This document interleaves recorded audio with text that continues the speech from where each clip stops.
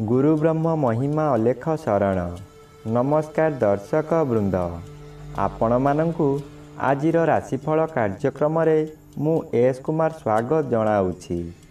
प्रतिदिन निजर राशिफल जानिबा पई गुरुकृपा यूट्यूब चैनल को सब्सक्राइब करंतु और पाखरे थिबा बेल आइकन को प्रेस करी ऑल नोटिफिकेशन ऑन करी दियंतु, जहा फल रे आमे जेते बेले वीडियो अपलोड करिवो प्रथमे आपण वीडियो देखि पारिबे।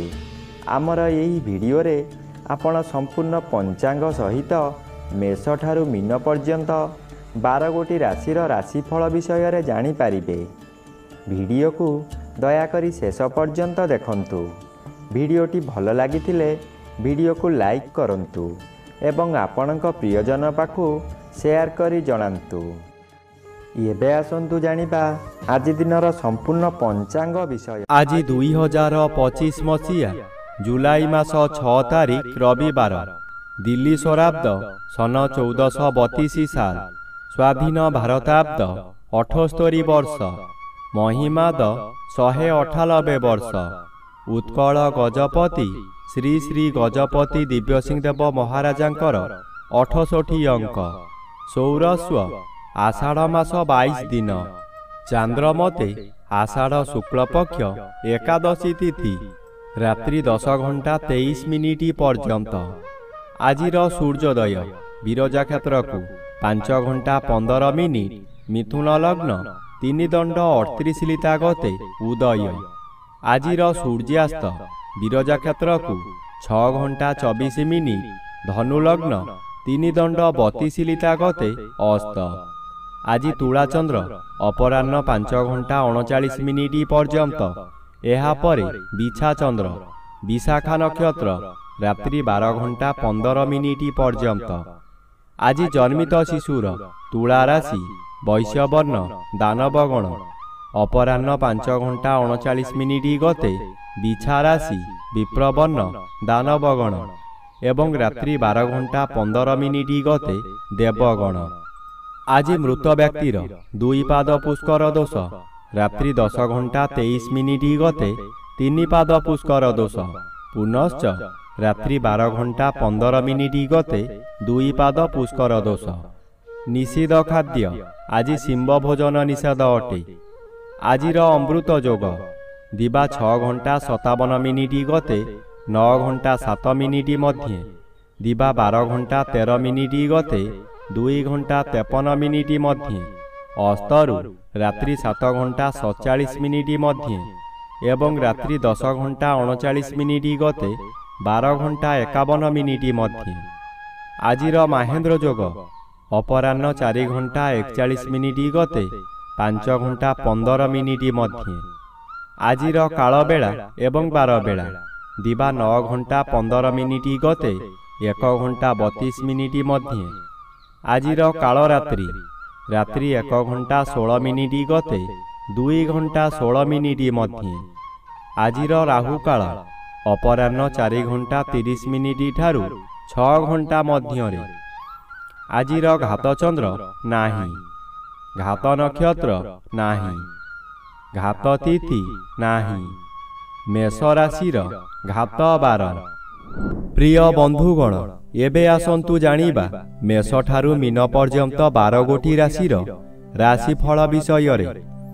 राशि चक्र प्रथम राशि मेष राशि। आज मेष राशि जन्मित व्यक्ति मानक सकाशे तृतीय स्थान रे रवि गोचर करूछंती शुभ फल प्रदान करिवे। आपणक भाग्य रे उन्नति आसीबो, निजर स्वाधीनता वृद्धि हेबो। पूर्वरु लागिथिबा स्वास्थ्य समस्यारु मुक्ति मिलिबो। चाकरी करुथिबा व्यक्ति मानकर पदोन्नति होई पारे। सप्तम चंद्र बाधा प्राप्त अछंती अशुभ कराइबो ओ घात बार अशुभ। स्वामी स्त्री मध्यरे सामान्य कारणरू झगड़ा हेबो। हठात आय कमी जीवो, आपण विचलित होई जिबे। एबे आसंतु जानिबा राशि चक्रर द्वितीय राशि वृष राशि विषय रे। आज वृष राशि जन्मित व्यक्ति मानक सकाशे ଦ୍ୱିତୀୟର ବି ବାଧାପ୍ରାପ୍ତ ଅଛନ୍ତି, ଶୁଭ ଫଳ ପ୍ରଦାନ କରିବେ ନାହିଁ। କିନ୍ତୁ ଷଷ୍ଠ ସ୍ଥାନରେ ଚନ୍ଦ୍ରଗୋଚର କରୁଛନ୍ତି, ଶୁଭ ଫଳ ମିଳିବ।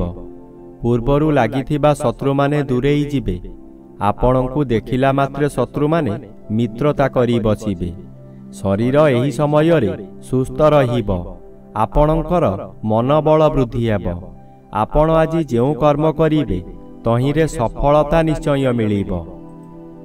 ଏବେ ଆସନ୍ତୁ ଜାଣିବା ରାଶିଚକ୍ରର ତୃତୀୟ ରାଶି ମିଥୁନ ରାଶି ବିଷୟରେ। ଆଜି ମିଥୁନ ରାଶି ଜନ୍ମିତ ବ୍ୟକ୍ତିମାନଙ୍କ ସକାଶେ ଜନ୍ମର ବି ବାଧାପ୍ରାପ୍ତ ଅଛନ୍ତି, ଅଶୁଭ ଫଳ ପ୍ରଦାନ କରିବେ ନାହିଁ। ପଞ୍ଚମ ଚନ୍ଦ୍ର ଶୁକ୍ଳପକ୍ଷ ହେତୁ ଶୁଭ ଫଳ ପ୍ରଦାନ କରିବେ।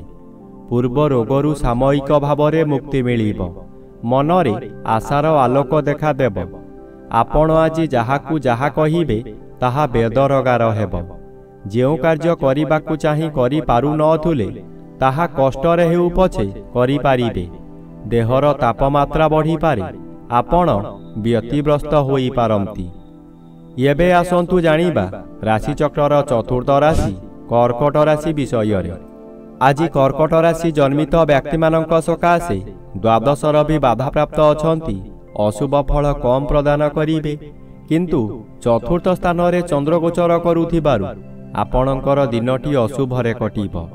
ହଠାତ୍ କେଉଁ ସ୍ଥାନକୁ ଯାତ୍ରା କରିପାରନ୍ତି। ବହୁ ଅର୍ଥ ହାନି ହେବାର ସମ୍ଭାବନା ଅଛି। ଯେଉଁ କାର୍ଯ୍ୟ କରିବେ ତହିଁରେ ଭୟଜାତ ହେବ। ମାନସିକ ଅଶାନ୍ତି ଭୋଗିବେ। ଶରୀର ଅସୁସ୍ଥ ରହିବ। ଏବେ ଆସନ୍ତୁ ଜାଣିବା ରାଶିଚକ୍ରର ପଞ୍ଚମ ରାଶି ସିଂହ ରାଶି ବିଷୟରେ।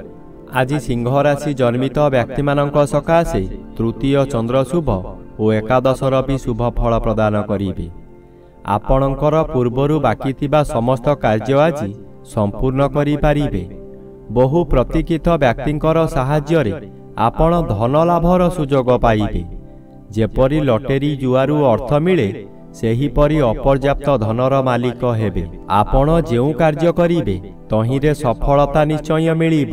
ସ୍ୱାସ୍ଥ୍ୟ ଉତ୍ତମ ରହିବ। ଏବେ ଆସନ୍ତୁ ଜାଣିବା ରାଶିଚକ୍ରର ଷଷ୍ଠ ରାଶି କନ୍ୟା ରାଶି ବିଷୟରେ।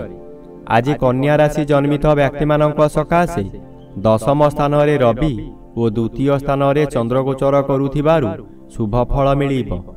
ଆପଣଙ୍କ କାର୍ଯ୍ୟକୁ ଆପଣଙ୍କ ସହକର୍ମୀମାନେ ଭୂୟସୀ ପ୍ରଶଂସା କରିବେ। ପ୍ରତ୍ୟେକ କାର୍ଯ୍ୟକ୍ରମରେ ଆପଣଙ୍କୁ ସହଯୋଗ କରିବେ। ଆପଣଙ୍କର ଧନର ଅଭାବ ରହିବ ନାହିଁ। ଆପଣଙ୍କ ନିନ୍ଦୁକମାନେ ଆପଣଙ୍କ ଠାରୁ ଦୂରେଇ ଯିବେ। କୌଣସି ଯୋଜନା ତାଙ୍କର ସଫଳ ହେବ ନାହିଁ। ପରିବାରର ଗୁରୁଜନମାନେ ଆପଣଙ୍କୁ ସାହାଯ୍ୟର ହାତ ବଢ଼ାଇବେ। ଏବେ ଆସନ୍ତୁ ଜାଣିବା ରାଶିଚକ୍ରର ସପ୍ତମ ରାଶି ତୁଳା ରାଶି ବିଷୟରେ। ଆଜି ତୁଳା ରାଶି ଜନ୍ମିତ ବ୍ୟକ୍ତିମାନଙ୍କ ସକାଶେ ନବମ ସ୍ଥାନରେ ରବି ଗୋଚର କରୁଛନ୍ତି, ଅଶୁଭ ଫଳ ପ୍ରଦାନ କରିବେ। ମାନସିକ ଚାପ ଅତ୍ୟଧିକ ବୃଦ୍ଧି କରାଇବ। ଭଲରେ ଭେଲ ହେବ, ଅର୍ଥାତ୍ ଆପଣ ଭଲ କାମ କରି ନିନ୍ଦା ପାଇବେ।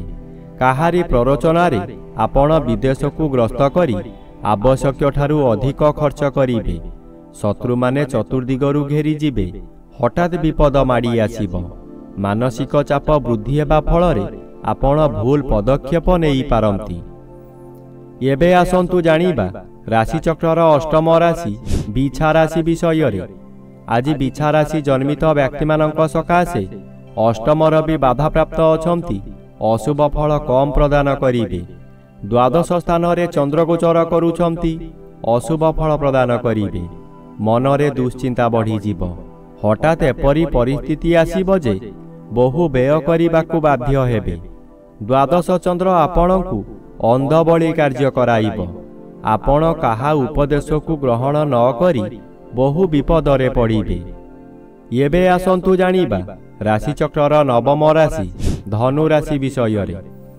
ଆଜି ଧନୁ ରାଶି ଜନ୍ମିତ ବ୍ୟକ୍ତିମାନଙ୍କ ସକାଶେ ଏକାଦଶ ଚନ୍ଦ୍ର ଶୁଭ ଓ ସପ୍ତମର ବି ବାଧାପ୍ରାପ୍ତ ଅଛନ୍ତି, ଅଶୁଭ ବଦଳରେ ଶୁଭ ଫଳ ପ୍ରଦାନ କରିବେ। ଆପଣ ଯେଉଁ ବ୍ୟକ୍ତିଙ୍କୁ ଚାହୁଁଥିଲେ ଆଜି ତାଙ୍କ ସହିତ ସାକ୍ଷାତ ଆଲୋଚନା ହୋଇ ବହୁ ସଫଳତାର ପାହାଚ ଉତ୍ତୀର୍ଣ୍ଣ ହେବେ। ପରିବାର ମଧ୍ୟରେ ଅତିଥି ସତ୍କାର କରି ଦାନ ଧର୍ମ କରିବେ। ଅନ୍ନଦାନ କରିବାର ସୁଯୋଗ ମିଳିବ। ଆପଣ କରୁଥିବା କାର୍ଯ୍ୟରେ ପରିବର୍ତ୍ତନ ହୋଇପାରେ। ମନରେ ଅଶାନ୍ତି ଲାଗି ରହିବ, କିନ୍ତୁ ଆପଣ ଅଧିକ ପରିଶ୍ରମ କରି ଲାଭବାନ ହେବେ। ଏବେ ଆସନ୍ତୁ ଜାଣିବା ରାଶିଚକ୍ରର ଦଶମ ରାଶି ମକର ରାଶି ବିଷୟରେ। ଆଜି ମକର ରାଶି ଜନ୍ମିତ ବ୍ୟକ୍ତିମାନଙ୍କ ସକାଶେ ଦଶମ ସ୍ଥାନରେ ଚନ୍ଦ୍ର ଓ ଷଷ୍ଠ ସ୍ଥାନରେ ରବି ଗୋଚର କରୁଥିବାରୁ ଶୁଭ ଫଳ ମିଳିବ। ଅଚାନକ ଆୟ ବୃଦ୍ଧି ହେବ। ପୂର୍ବରୁ ଲାଗିଥିବା ଶତ୍ରୁମାନେ ଆପଣଙ୍କ ନିକଟରୁ ଦୂରେଇ ଯିବେ। ଆପଣଙ୍କ ଶତ୍ରୁମାନେ ଜୋକ ମୁହଁରେ ଲୁଣ ଦେଲା ପରି ହେବେ।